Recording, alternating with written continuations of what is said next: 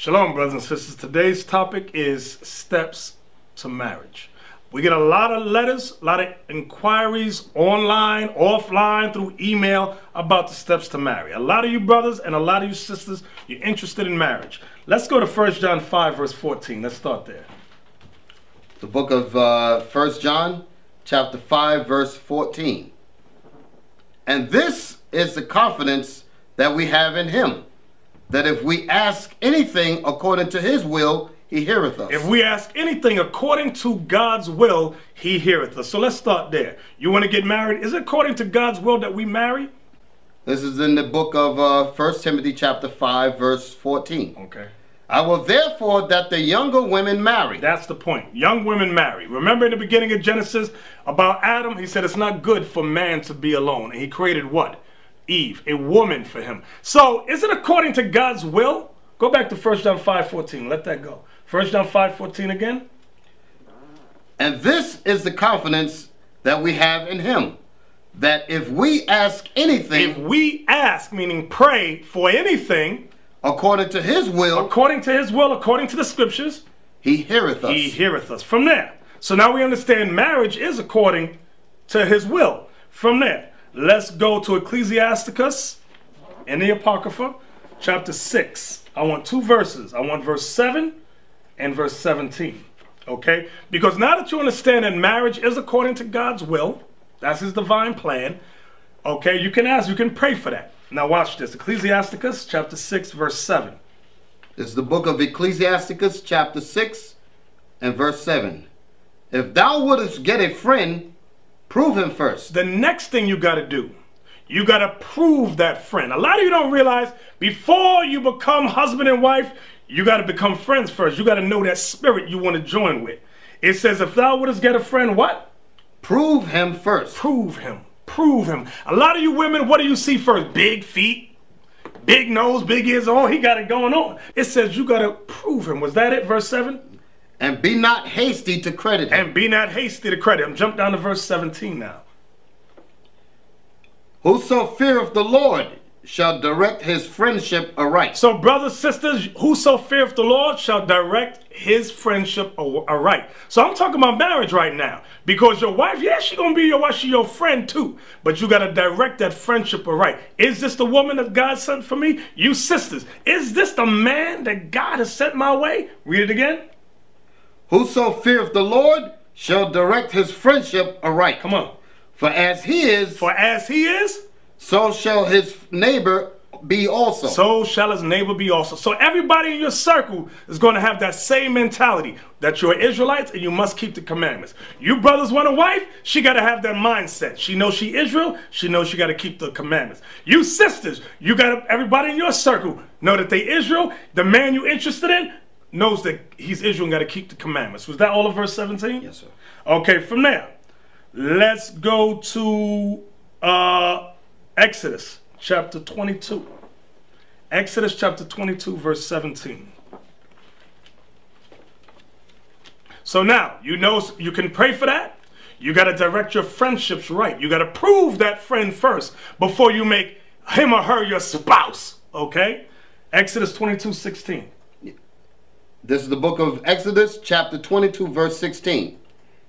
And if a man entice a maid that is not betrothed, and lie with her, he shall surely endow her to be his wife. So, brother, he entices a woman. Okay, he lays with the woman. It says he shall surely endow her to be his wife. Meaning, it ain't just over with the sex. That ain't it. It's more to it than that, brother. Read that again so we get some English out of this. And if a man entice a maid that is not betrothed, she ain't promised to nobody, and lie with her, he has sex with her, he shall surely endow her to be his wife. He shall surely endow her to be his wife. There's some steps there that you got to understand. Now, I'm not going to get into the dowry that when you read in the next verse, because a lot of you brothers, you think once you have sex with a woman, you good. That's it. That's my wife. Brother. Your mind is corrupt. I'm going to show you something real quick. Get me 2 Thessalonians chapter 3, verse 10.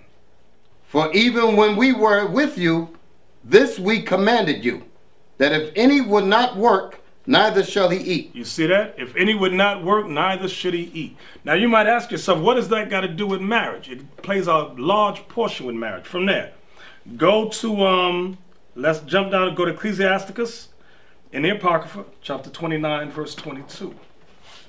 Okay, Ecclesiasticus chapter 29, verse 22. It's the book of Ecclesiasticus, chapter 29, and verse 22. Better is the life of a poor man in a mean cottage than delicate fare in another man's house. Read that again. Better is the life of a poor man. Better is the life of a poor man. In a mean cottage. Meaning a messed up place, a jacked up house. Go ahead. Than delicate fare. Than lovely living. In another man's house. In another man's house. So brothers, you got to understand. Number one, get a job, okay? Number two, get your own place to live. Even if it's messed up. Why is that important for marriage? Matthew 19. Matthew 19 and verse 5. The book of St. Matthew, chapter 19, verse 5. And said, for this cause shall a man leave father and mother. The cause is marriage. For this cause shall a man leave father and mother. Leave father and mother. And shall cleave to his wife. And shall cleave to his wife. Brother, how do you cleave to your wife? Does that mean she stay at her mommy and daddy house and you stay at your mommy and daddy house? No. You got to leave your mother and father and cleave to your wife. But what do you need to do? What do you got to have to leave your mother and father? You need a job. You need your own place to live. Then you can bring your wife to be with you. Read that verse again. And said, for this cause shall a man leave father and mother and shall cleave to his wife. And they twain shall be one flesh. And that verse right there, a lot of you so-called Israelite brothers, you despise that. Because you like that liberty. You live at your mommy and daddy house, but you on the street with a Bible. And you say, well, you got a wife. No, brother. You still living in Disneyland, okay? You still in that low ghetto mentality, okay? That's not what the Lord is raising up for us, okay? He's raising us up to be kings and priests, to have the mindset, the mind of a king, the mind of a priest. It starts with your home, okay? You got to work, okay? You got to get your own place. Bring your wife to live with you. Cleave to her, okay? Not that my wife, she lived down the road down there at her mama and daddy house, and I live over here at my mama and daddy house, and we got babies. That's out of order. That's that ghetto hood mentality, okay? And it ain't over there. Tobit 7 and 13. This is the book of Tobit, chapter 7 and verse 13. Then he called his daughter Sarah, and she came to her father, and he took her by the hand, and gave her to be wife to Tobias, saying, behold, take her after the law of Moses. Take her after the law of Moses. Come on.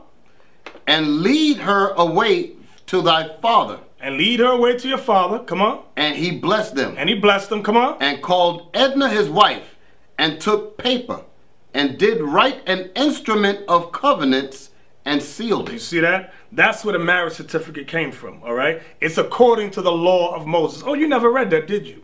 You've been living your life as that ghetto hood rat. It's no. You got to come out. You got to raise your mentality up, brother, sister. This is according to the law of Moses. But I know right now a lot of you reject that. Oh, no, we ain't got to do that, baby. You know why a man don't want you with no papers with a woman? So he can leave your ghetto behind right there with all them snot-nosed kids. Then you sitting there on welfare. And your brothers that got the Bible, you keeping that vicious cycle going. Okay? You got to be able to stand as a man, as a father, take care of your wife and your kids, have your own place as a family. That's what our forefathers did in the Holy Bible. You ain't going to find no other example in here. So with that, we're going to say shalom.